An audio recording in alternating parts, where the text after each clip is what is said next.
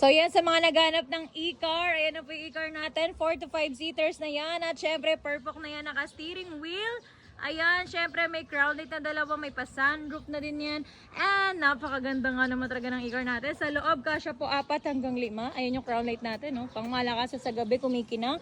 At isa pa guys, ayan, talagang bago ang mga upuan niya, napakaganda.